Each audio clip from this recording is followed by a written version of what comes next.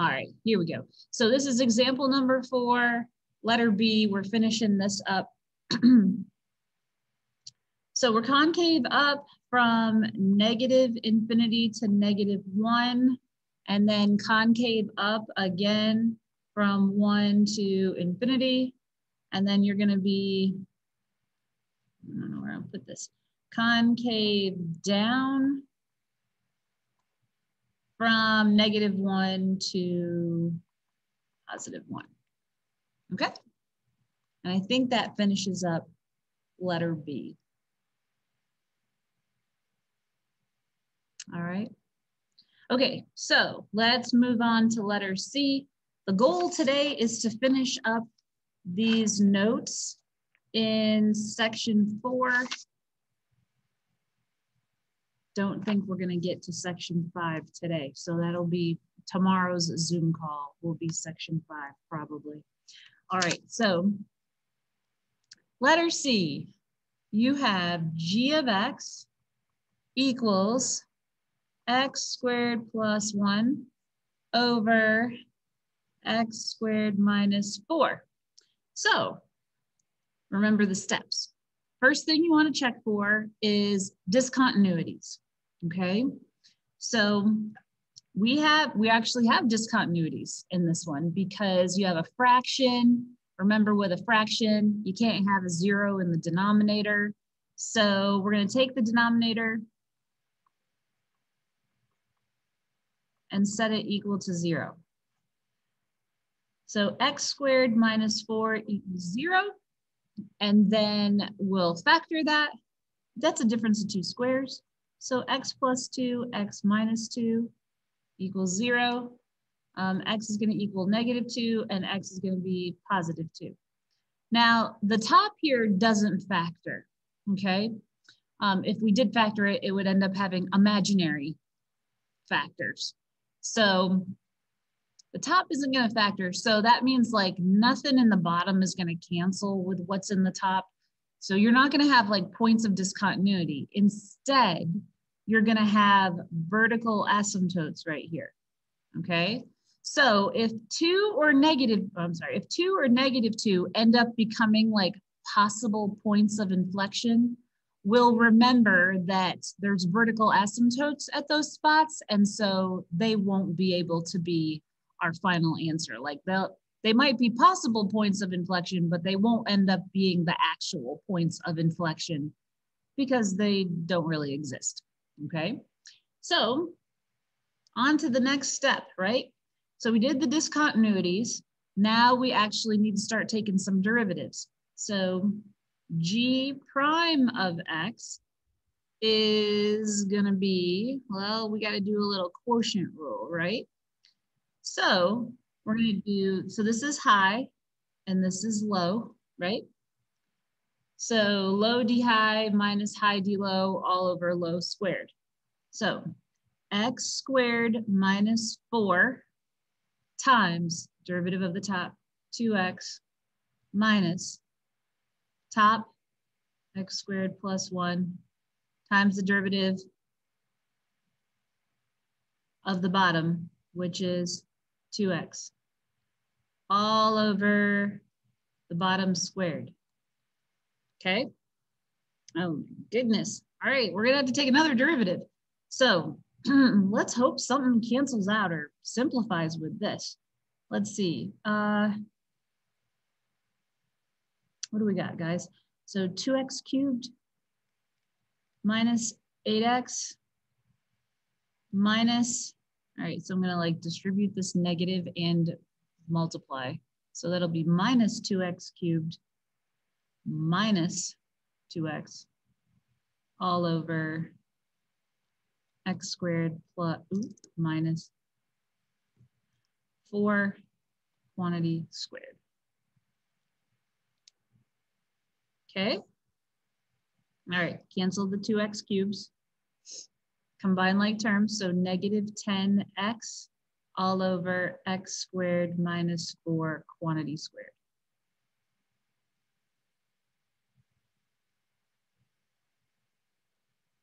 Looks good, I think. I'm pretty sure.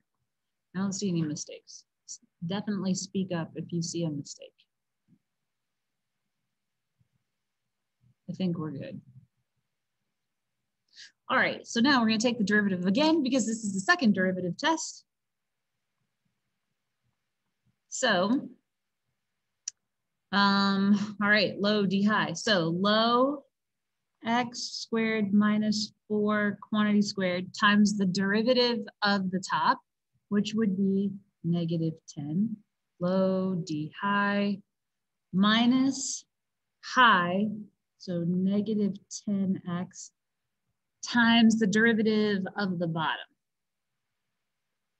Somebody tell me, what's the derivative of the bottom going to be?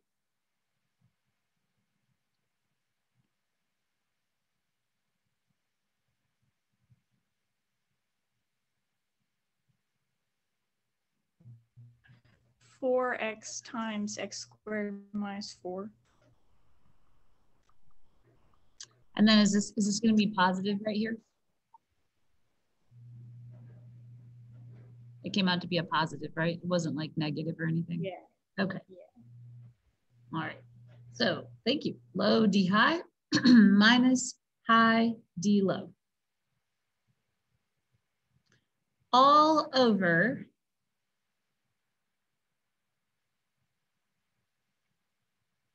low squared. So x squared minus 4 squared squared would be to the 4th power, like that.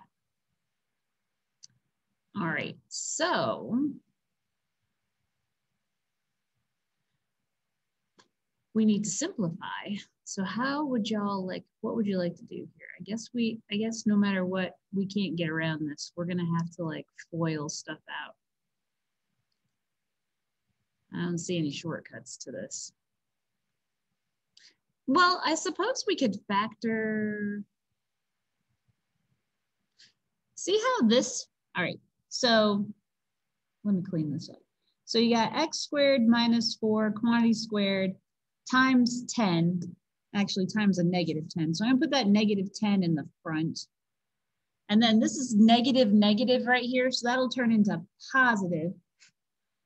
10x times 4x is 40x squared.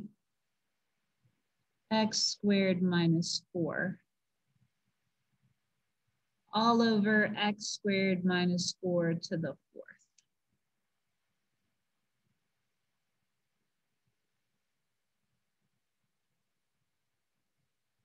All right, so you have two terms in the top. So like here's a term and then here's another term.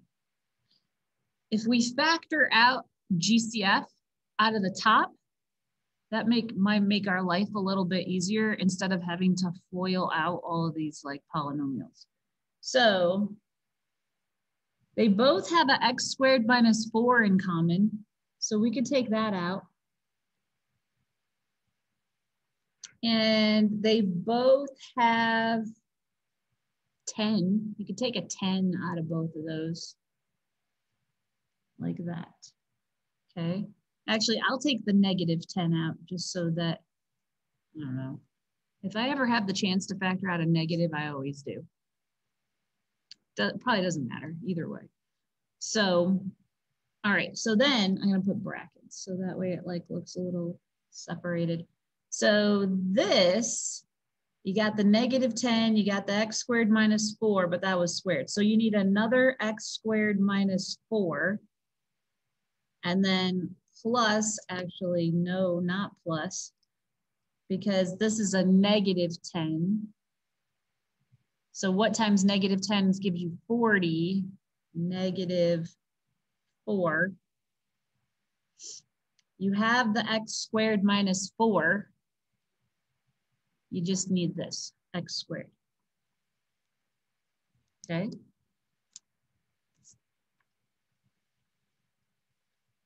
All over x squared minus 4 to the 4th. And this is the second derivative. Take a look at that and see if you have a question for me.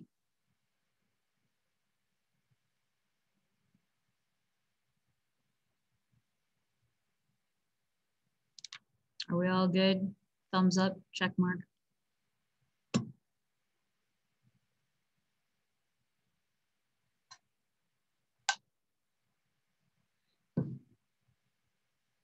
I got a few thumbs up, a couple check marks.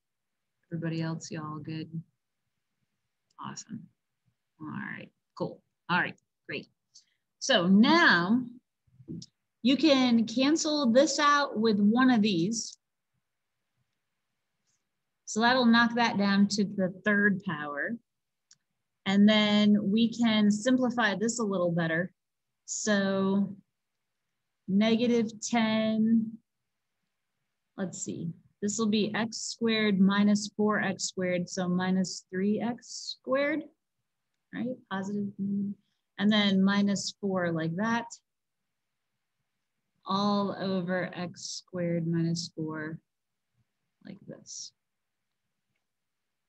Okay, so the calculus part of this was done like a really long time ago. Now we're just messing around with all the algebra that we've learned over the years to try to simplify this as easiest as possible. If you wanted to go ahead and FOIL everything out like a few steps ago and, you know, simplify that way, go for it. That's fine. I was just trying to, like, you know, maybe go a different route just so that you can see another way to simplify. So what we're looking at is where the second derivative is going to equal 0. Remember, the whole point is to get this set equal to 0 and also to find where it doesn't exist. That's why we're doing all this. So since it's a fraction, the part where the numerator equals 0, that's where the second derivative is going to be equal to 0.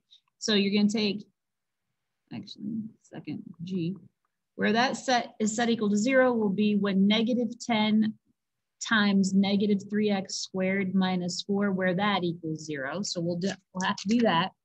And then where the second derivative does not exist is going to be where the denominator equals 0. Well, we know how this is going to end because we already thought about the discontinuities. I mean, you could take a cube root, still 0. And then we end up with x equals 2 and x equals -2, okay? Now, since we know that these are vertical asymptotes, we're not gonna even test those because we know they can't end up being inflection points, okay? Though they also want the concavity intervals, so I take that back. Yes, we do need to keep them. Even though they don't become inflection values, they could separate the graph into spots where the concavity changes, like concave up, concave down. So I guess we do need to keep those for the time being. All right, now to get this by itself, divide by -10, right? 0, and then add 4, so x squared, add 4, divide by -3 equals -4/3. Add 4, divide by -4. Interesting. What happens here?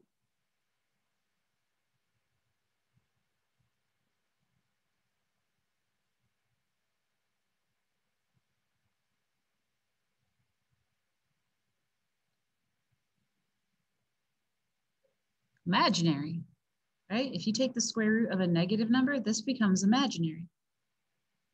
This worries me a little bit, makes me think I made a mistake.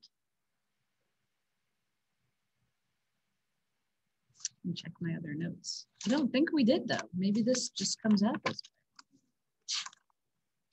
way. I don't have this one.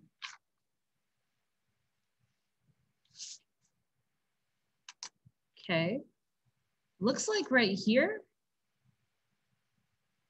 we are not going to have any possible points of inflection there.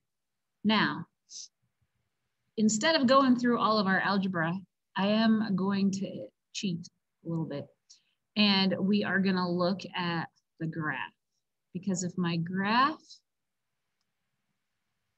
has some points of inflection on it, then we made an algebra error somewhere. So this will be a fast way to check that. So let's see, equals. I'm going to put the original one, the original function in. And then x squared minus 4. Yeah, so do y'all see this? I hope you do. I hope you, well, maybe, do you see this? I hope so. I think so. Yeah, we see it. Okay, cool, thank you. Sometimes like when I pull up a new screen, people don't see it. All right, so look at this graph. See, there's your vertical asymptotes that we were talking about at 2 and -2.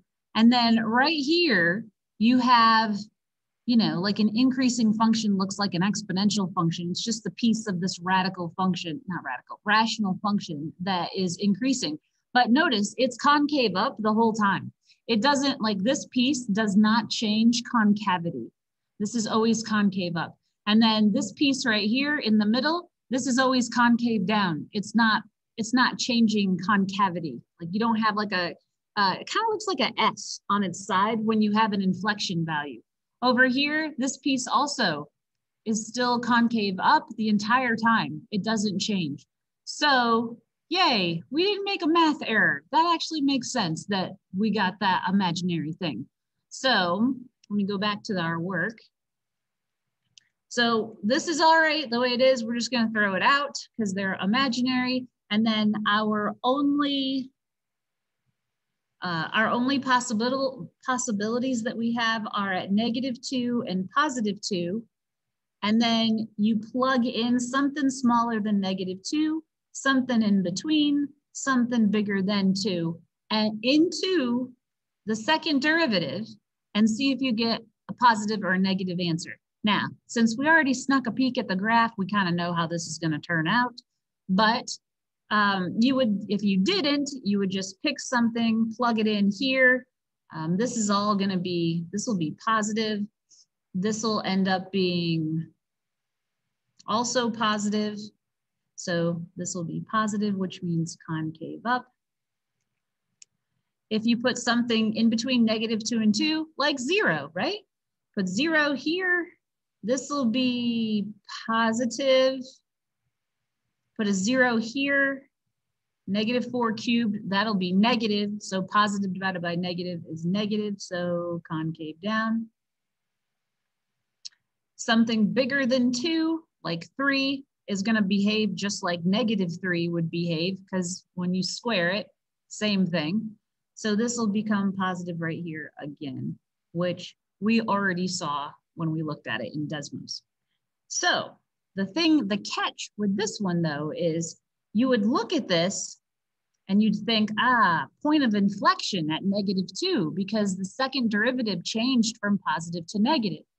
And another point of inflection at +2, because the second derivative changed from negative to positive. But since we were smart and we thought about the discontinuities in the very beginning, we know that we can't have a point of inflection at 2 and -2 because those are actually the vertical asymptotes, okay? So no points of inflection, okay? No points of inflection for this one. The intervals for concavity, we can still talk about that. So you are concave up from -infinity to -2 in union with 2 to +infinity. And we are concave down from -2 to +2, okay? So this is a typical, well, I wouldn't say multiple choice because the math involved was pretty lengthy, but definitely a part of an FRQ. Absolutely, absolutely. And they're just looking to see if you were observant in the beginning and recognized that you have vertical asymptotes in this problem. And so therefore, the answer that you get with the second derivative test actually doesn't give you points of inflection. Okay. Any questions about that one?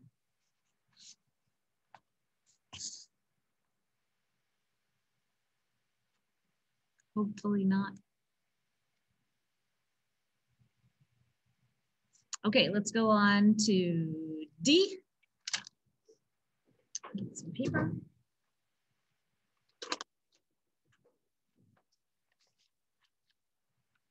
Alrighty, so example 4, letter D is x to the 4th minus 4x cubed. Okay, so we go down through our list of requirements. First thing you want to do is ask yourself, is there going to be any points of discontinuity in this function? It's a polynomial. I don't have any radicals. That usually causes a problem. I don't have a fraction. That usually causes a problem. I don't have any of that stuff. So no discontinuities.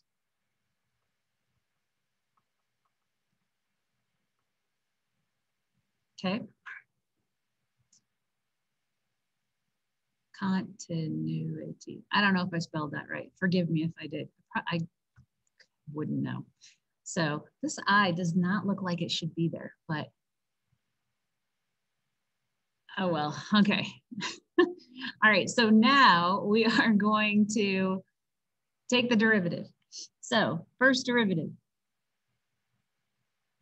is 4x cubed minus 12x squared.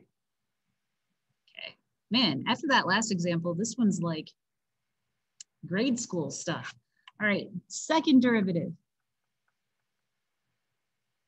12x squared minus 24x.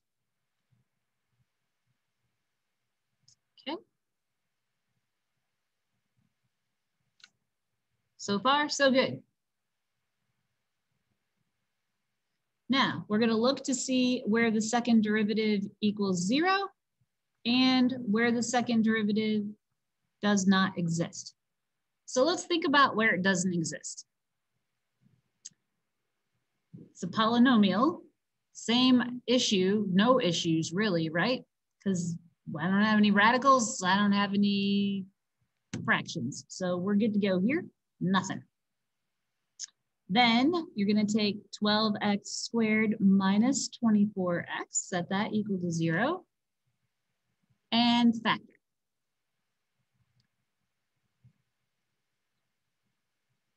Take out a 12x. You're left with x minus 2. So 12x equals 0, which means x equals 0, or x minus 2 equals 0, which means x equals 2. So the possible points of inflection are at 0 and 2. Those are your possibilities. Don't have anything else to pick from. We're going to put that on a number line. So 0, 2. Pick something smaller than 0, something in between, something bigger than 2, and decide whether you're going to get a positive answer or a negative answer. We're plugging into the second derivative.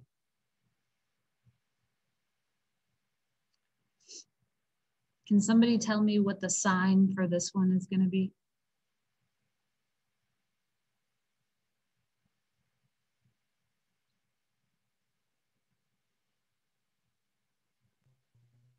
I got a positive. Alrighty, positive sounds good. So we are concave up.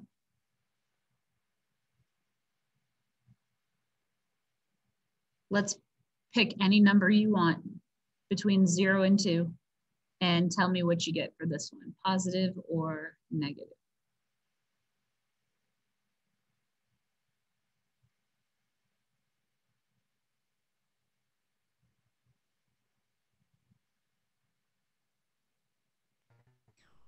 Negative.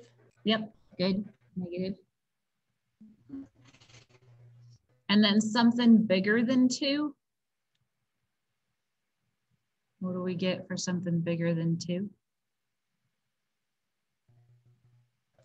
Positive again. Awesome. So there you go. So it looks like we change signs at both of those. So you do have a point of inflection at x equals 0 and at x equals 2. Why? Because the second derivative, let's see, the second derivative at 0 goes from positive to negative. And then at 2, the second derivative goes from negative to positive, okay? That's your justification. Intervals of concavity, you are concave up from negative infinity to 0 in union with 2 to infinity. And then you are concave down from 0 to 2.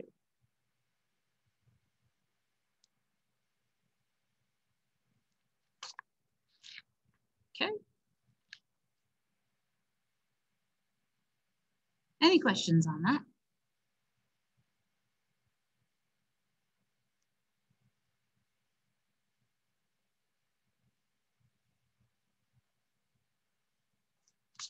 Okay, so we're good.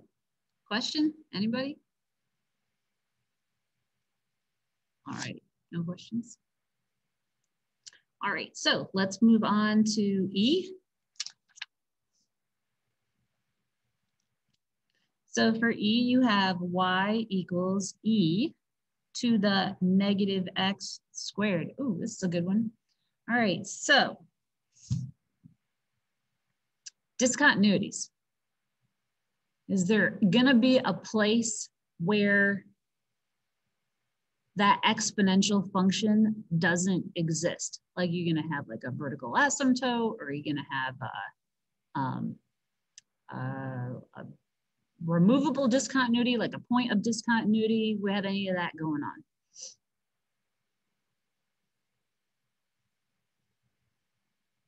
Has a negative exponent.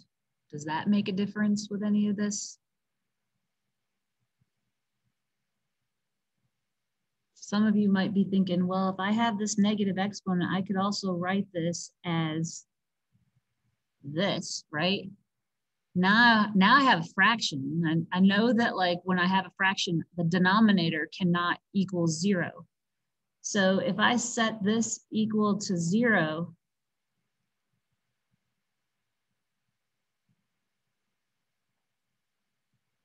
what do I do with this?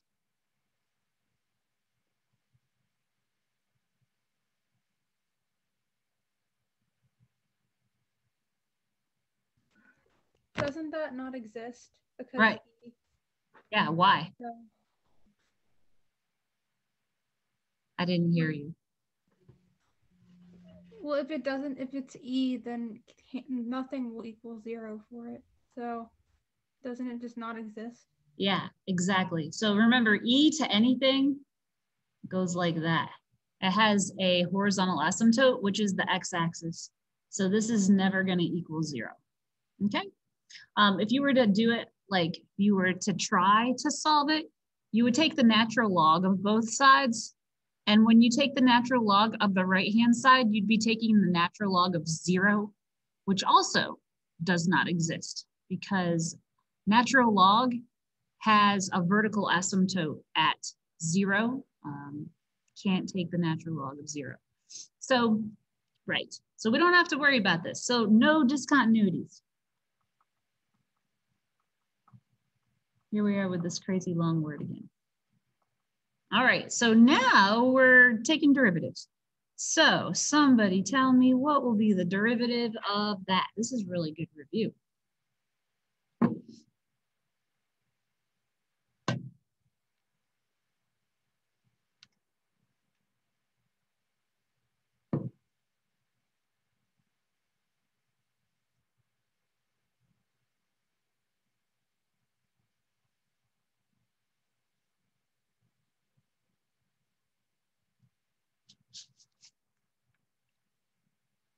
What is the derivative of that?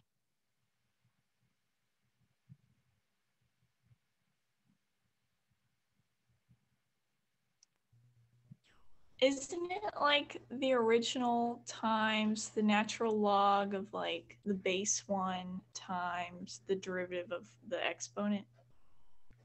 And what would the derivative of the exponent be? Negative 2x. Yeah, good. What's the natural log of e? 1. 1, yes, that goes away.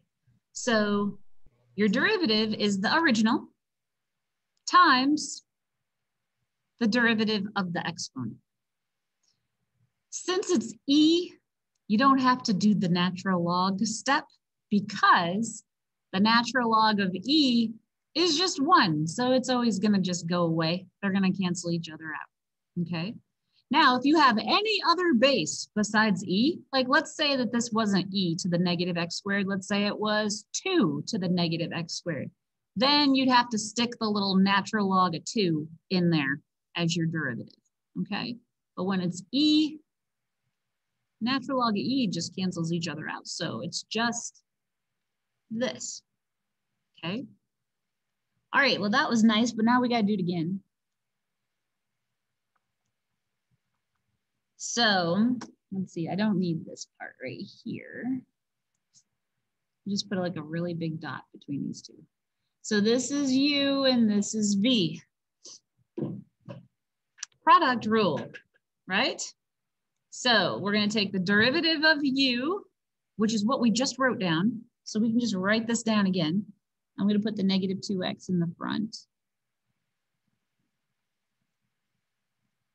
Okay, so this part right here, that's u prime times v, right? Because product rule is u prime v plus v prime u. So that was u prime. Now we're going to multiply it by v.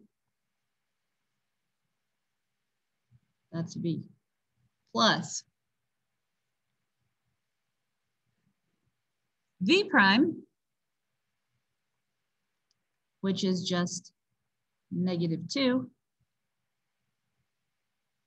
times u, which is negative, or I'm sorry, which is e to the negative x squared, like that.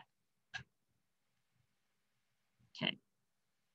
So I'm probably gonna start, I'm gonna like do that thing where we factor out a GCF, because remember what we gotta do with this. We're gonna end up setting it equal to 0. So we're gonna have to factor it anyway.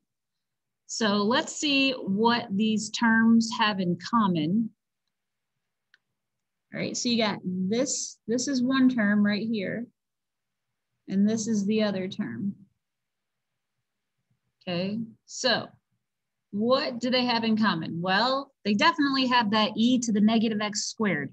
So might as well take that out, right? So e to the negative x squared, got that? And then, oh, there's something else. We could also take out a negative 2, right?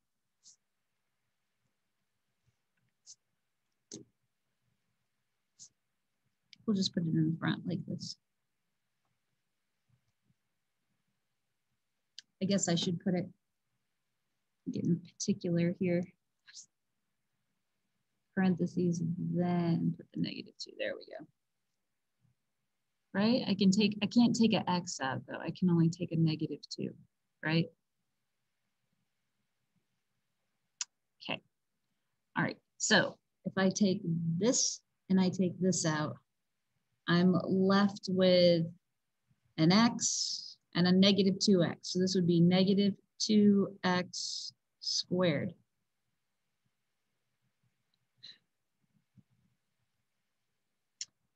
And in the back, well, I took that negative 2 out, and I took this out also, the e to the negative x, so I took everything out. But I still have to put something there, right? So I put a 1. So that way, when you do the distributive property, that actually works out to what we've got. That's a whole lot nicer to look at, I think, than what we had in the line before. So that is your second derivative. Okay.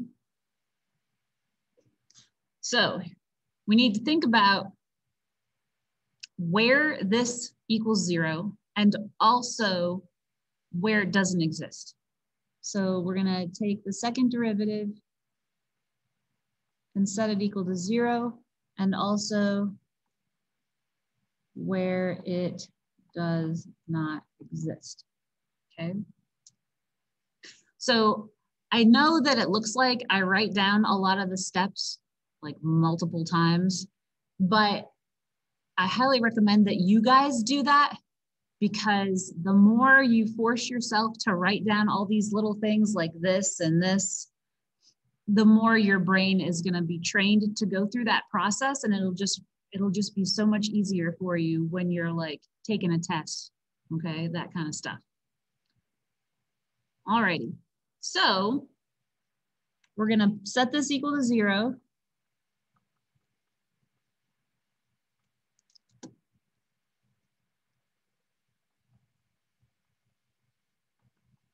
And then, oh, over here. So is there gonna be a spot where like this is not gonna work out? Like, is there an X value that I would plug in for here or here that would just not work?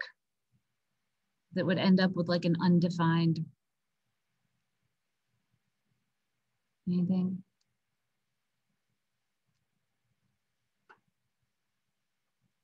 Yes, no, check mark, X, either way. Is there anything I could plug in here for X that like wouldn't work? Yeah, thanks guys, good, no. So we don't have to worry about that part. Okay. So now we're just down here doing this. So you're gonna set each one of these equal to 0. We kind of already talked about this. We talked about this at the very beginning. It didn't have a -2 in the front. It was just a regular e to the x squared. So, but it doesn't matter because this is just a constant. This is never going to equal 0. E to anything is never going to equal 0. Okay, now, if it were -2 e to the -x squared plus 7 or something like that, then, or -7, something like that, some kind of vertical shift up or down, then we could actually solve this, okay? Because that e function, if you shift this e function, let's say we shift it down, it's gonna be right here. So then it is gonna have a spot where it's gonna equal 0. Then you can solve it. But if it's just an e to anything, even if it's multiplied by a constant, it's still not going to equal 0. Okay. Okay. So this one we throw out. Over here, we're just going to subtract and do like our algebra. So divide by 2 or -2, take a square root. This will be square root of 1/2. Don't forget plus or minus, okay? Whenever you're solving and doing a square root, you need to do plus or minus. So we do have 2 points of inflection here. One at positive root 1/2 and negative root 1/2. You don't have to rationalize the denominator. You can if you want to. I think this turns into like √2/2. If you want to do that, it doesn't matter to me, okay? Okay, so we make the number line, and I'm going to put negative square root of 1/2. I'm going to put positive square root of 1/2. Pick something smaller, something in between, something bigger, and see what happens. Remember, you're plugging into the second derivative, okay? Go ahead and like take out your calculators or Desmos and like plug those in for me and let me know what you get. I do not have the answer key to this example, so I'm relying on you for this one.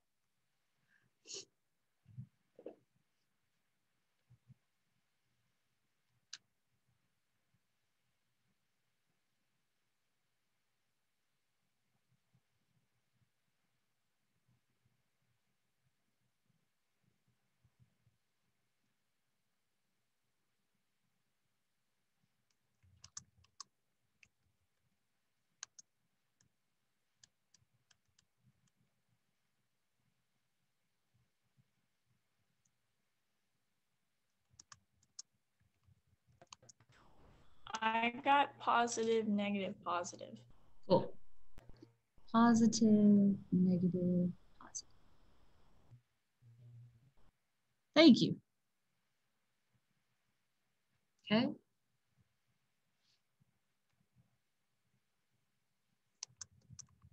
All right, hopefully we all can like confirm that.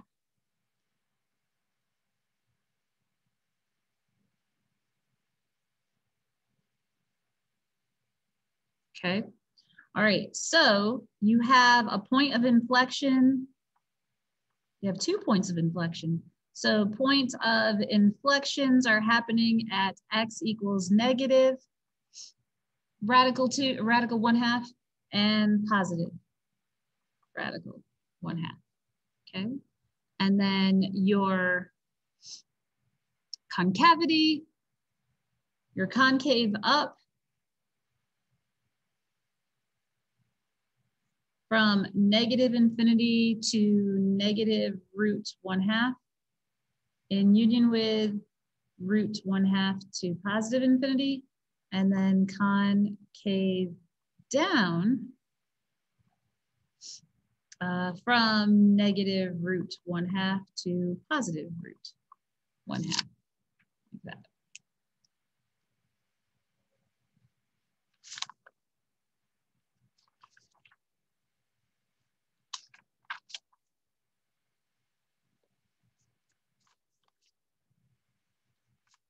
All right, so questions, anybody?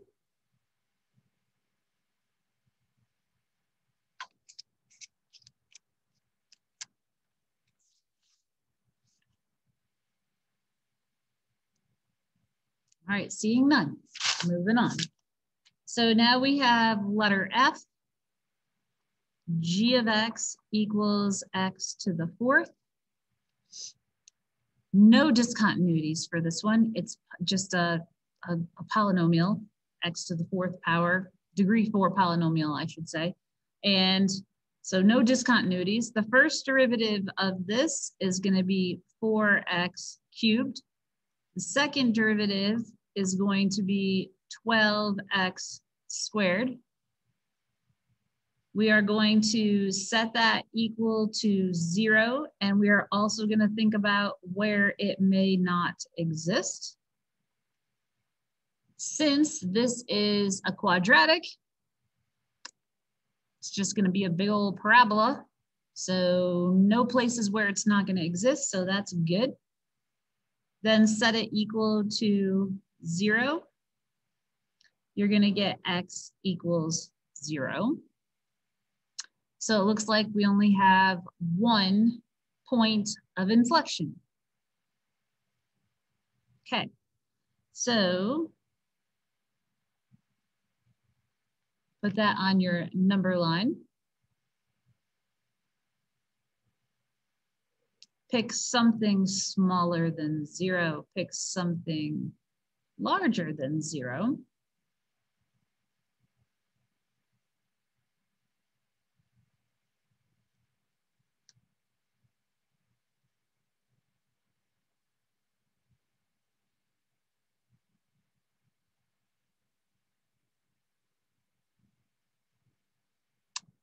If you put something negative in here into the second derivative, well, if you put something negative in there, that's just still going to be positive, right? So concave up.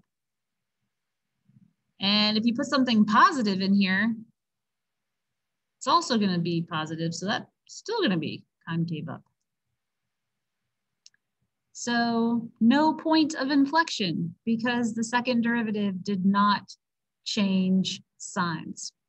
Okay, so you are concave up from negative infinity to positive infinity. Okay, x to the 4th.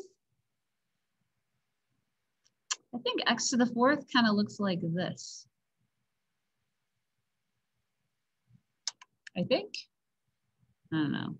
Let's just look at it real quick, just because I'm curious. I lost my Desmos, I think.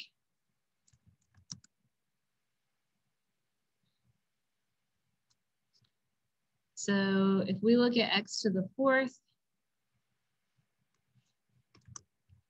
yeah, not that exciting. Doesn't give you that really nice W shape. Usually x to the 4th would kind of look like a W, but you got to have all the other terms. Like if you had an x cubed and an x squared term and like a constant, then it gets more curvy. So like if you had, I don't know, I'll just put 1 for each of these. Plus x squared. Oh, not that exciting, huh? Plus 1. Maybe I need to have like a little bit more dramatic coefficients in here. Maybe like, well, that was something. But anyway, definitely not symmetrical like I was going for. But the coefficients are going to make the curviness of the graph. So since we don't have any of those terms, we just have just x to the 4th. It's kind of flat right here. So that's why your second derivative ends up being 0, because this is so flat. Okay, like your first derivative has a flat spot here and the second derivative. Okay. So concave up the whole entire time.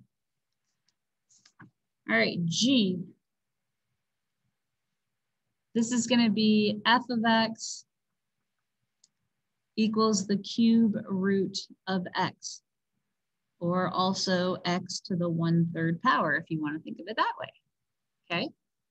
So any discontinuities, like is there anything that we could put under that radical that wouldn't work?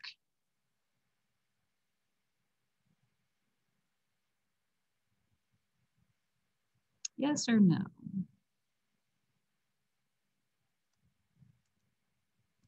Any negative number? About negative numbers. So if I had a negative, I don't know, well, I guess -1. Can I do a cube root of -1? Because negatives usually give us some problems. What is the cube root of -1? If possible. -1. Yeah. So actually negatives don't like bother us for this one since it's a cube root. If it were a square root, negatives would be no bueno. But we got a cube root, so we're okay. So no discontinuities. Okay. So we're going to take the derivative. What would be the first derivative?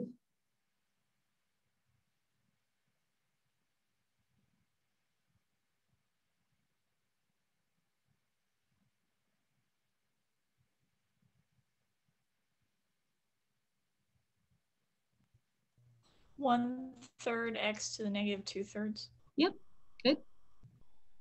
Thank you. And then what would be the second derivative?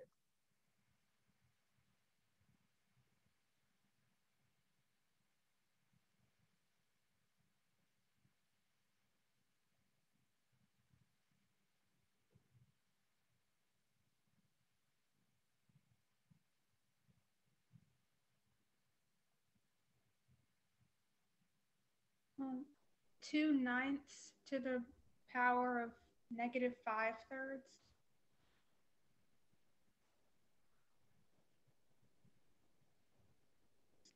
Yeah, what do I need? I think I need a negative in front of this 2/9, right? Yeah. Okay, thank you. Yep, that's right. Good. Okay, so if you want to, I would recommend like rewriting this in radical form, because sometimes it helps us like see things a little better if we write this in radical form. That's negative, so that's going to go down to the denominator. So you're just going to have a -2 on the top, and then you're going to have a 9. Remember that the 3 is the index, so this would be like the cube root of x to the 5th. That's what that would look like. Okay. So we're going to set that equal to 0. And we also have to think about where this would not exist. Okay. So let's do the does not exist part first. Is there anything that would cause some problems if you put it in for x in that second derivative? 0. Yeah, good. Can't have 0, because that's going to make all of this 0. Can't have 0 in the denominator. So at x equals 0, anything else?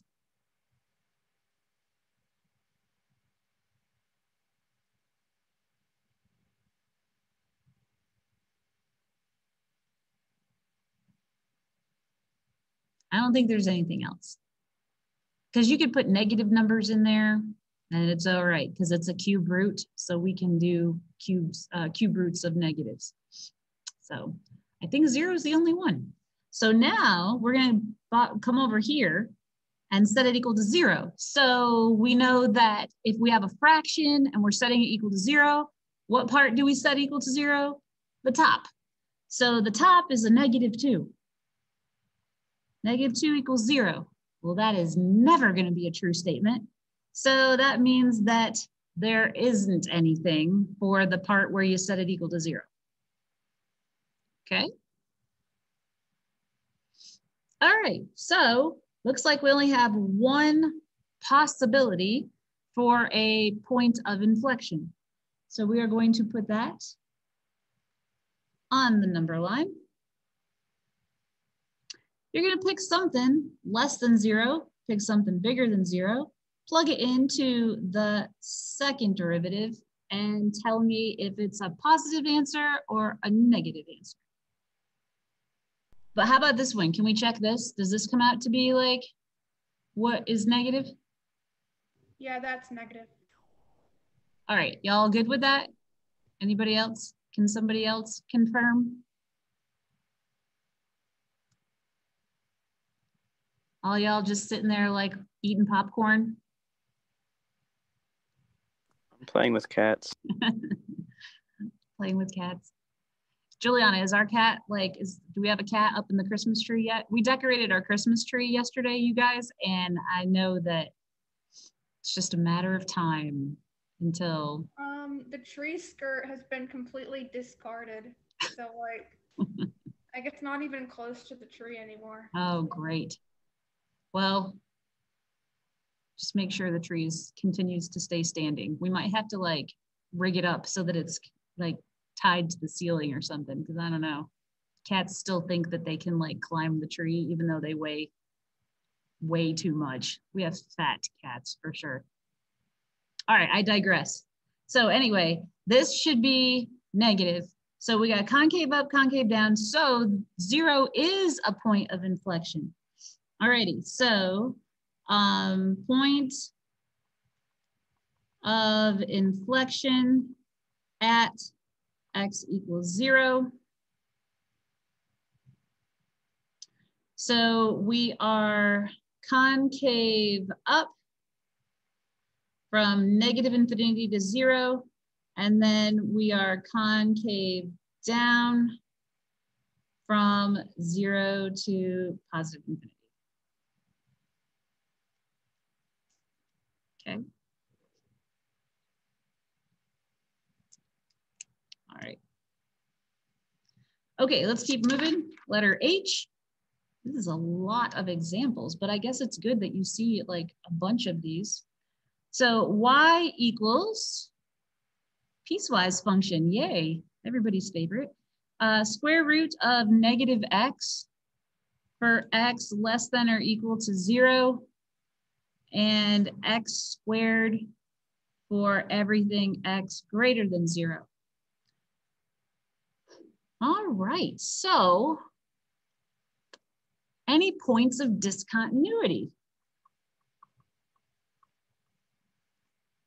Well, we should check to see this spot right here, like if the two pieces hook together, we should check that.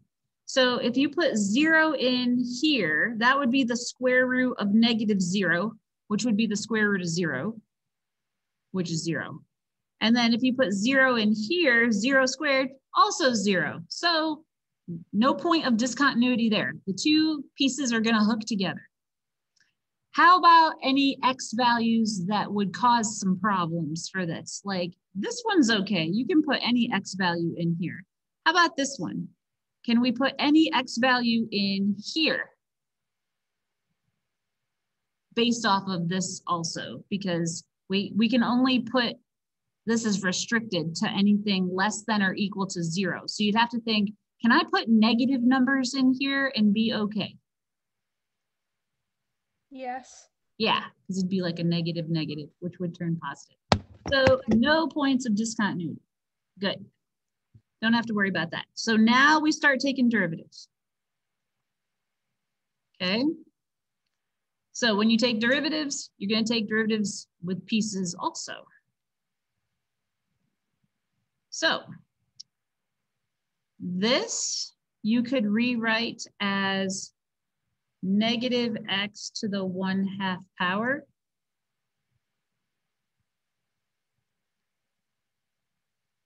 What would be the derivative of that?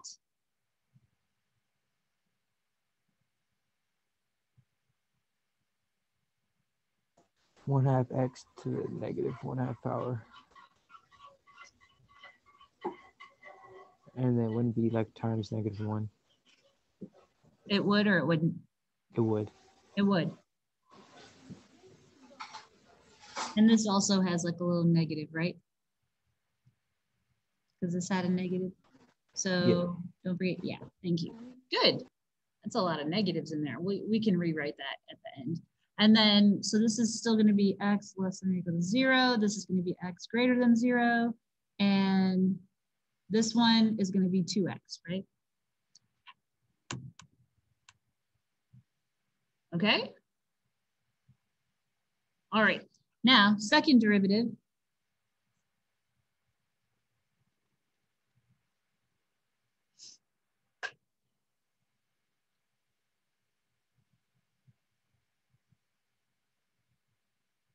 What will be the second derivative?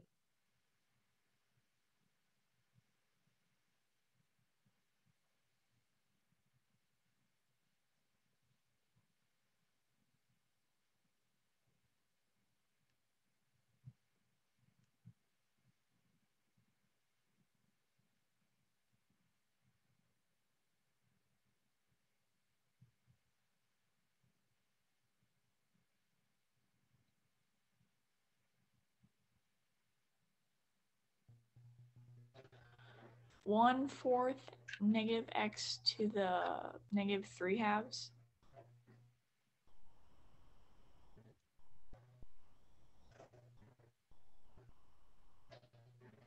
Times -1? Yeah. Okie doke. Yep, good. Because this -1/2 times this -1/2, that'll give you the positive 1/4. Yeah, and then times this little negative in here. So yeah, good. Okay, that's for x less than or equal to 0.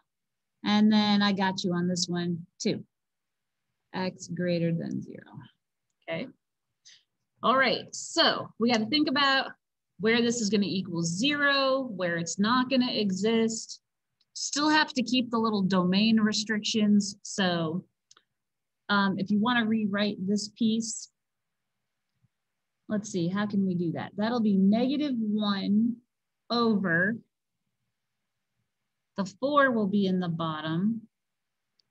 And then this will be a radical with technically a little 2 right there. And then -x cubed. All right. Okay. So where does the second derivative equal 0? And where does the second derivative not exist? Based off of this stuff right here. Like when you're checking things, make sure you're only checking 0 and all the negative numbers, okay?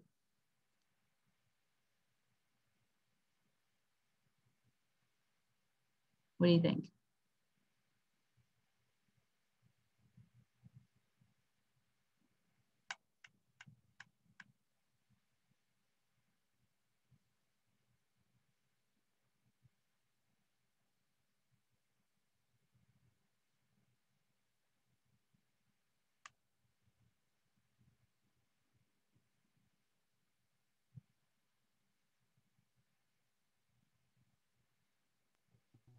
It doesn't exist when x equals 0. Yep, good. Because if you put a 0 in right here, that's going to cause problems, right? You're going to end up having a 0 in the denominator. So x equals 0. All the other negative numbers are going to be just fine. Okay, everything else less than 0 is okay. It'll turn positive anyway. And then when you take the square, or yeah, the square root of it cubed, you'll be fine. And then 2, the other one, the other piece, you'd be thinking about, where is 2 not going to exist? Well, that's going to exist everywhere because it's just a flat horizontal line. So we don't have to worry about this. For the second derivative equaling 0, well, you would take this piece, and since it's a fraction, set the numerator equal to 0. That's definitely never going to be a true statement. So that gets rid of that. And then for the second piece, you would set that equal to 0. Also never going to be a true statement. So you don't have to worry about that. So the only possible point of inflection is going to be at 0. So you're going to pick something smaller than 0. You're going to pick something greater than 0 and tell me what you get. Now, when you plug your numbers in, make sure that you plug them into the correct piece. So you're plugging into the second derivative, right? So you're plugging into these pieces right here. So when you plug a negative number into the second derivative, you got to plug it into the top piece. And likewise, for a positive number, you're going to need to plug it into the bottom piece if you can. Okay? So when you plug a positive number in here, the bottom piece is where the positive numbers go. There's no x there. It's just 2 all the time. So we know that's got to be positive. So that'll be concave up. And then over here, if you put a negative number in here, does it turn into be like positive or negative?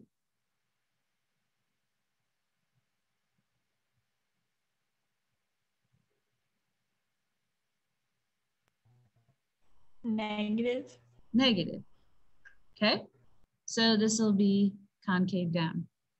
So this spot right here where the second derivative changes from negative to positive is going to be your point of inflection.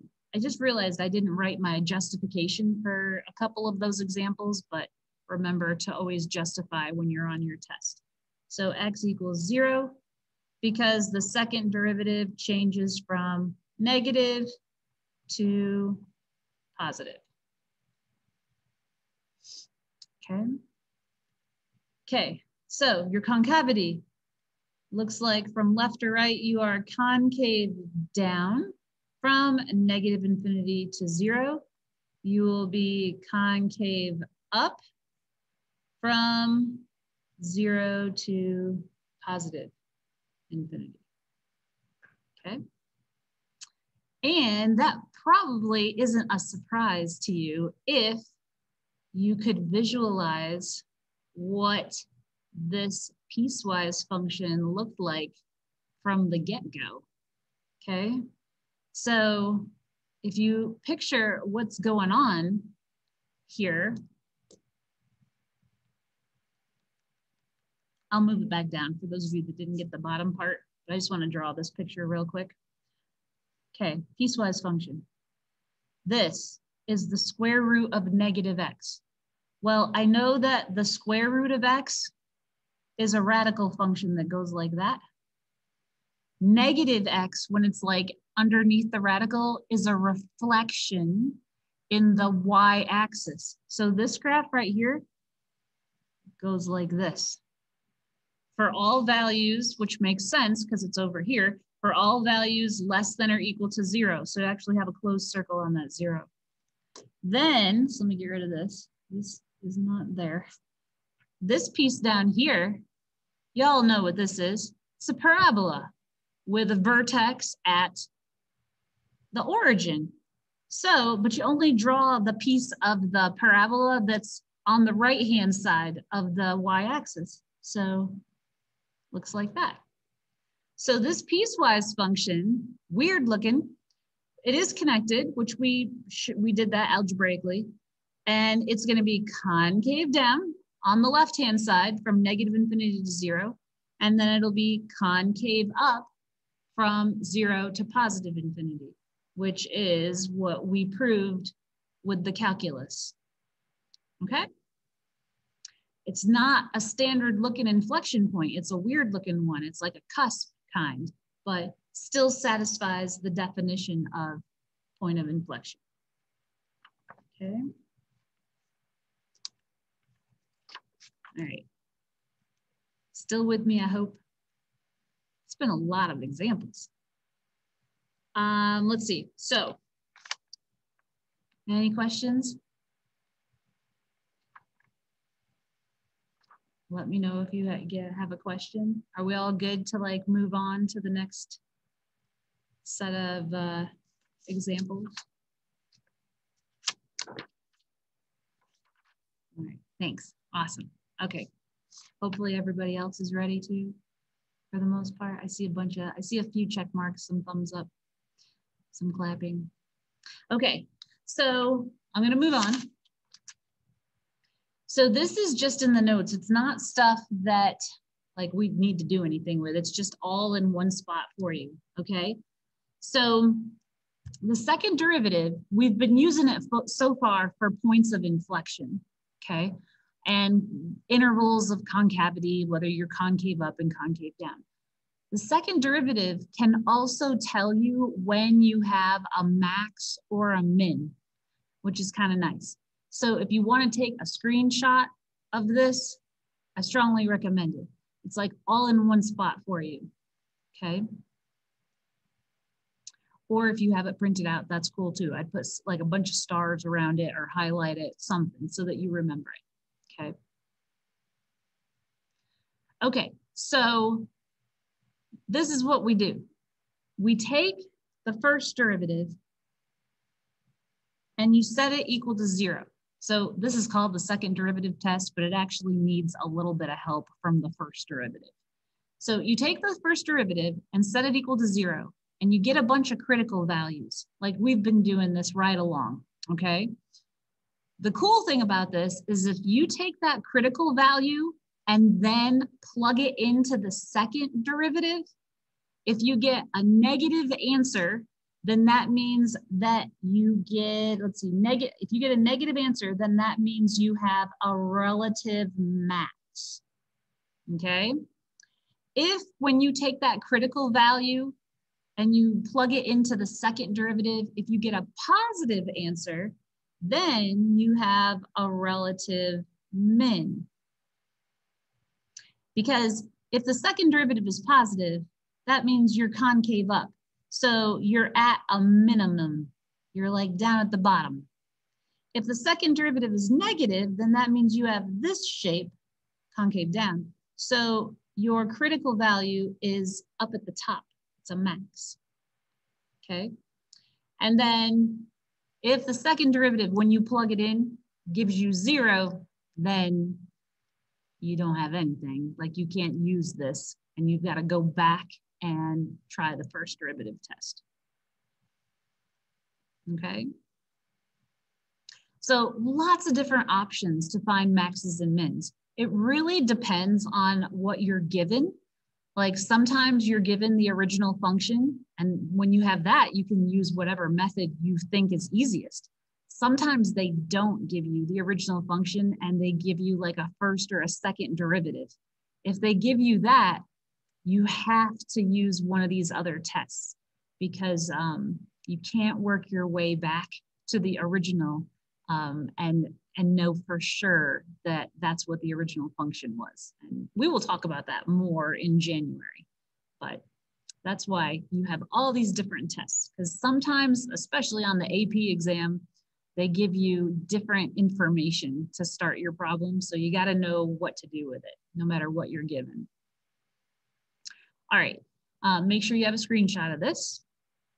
And then I'm gonna move on. Got about 5 minutes left, okay?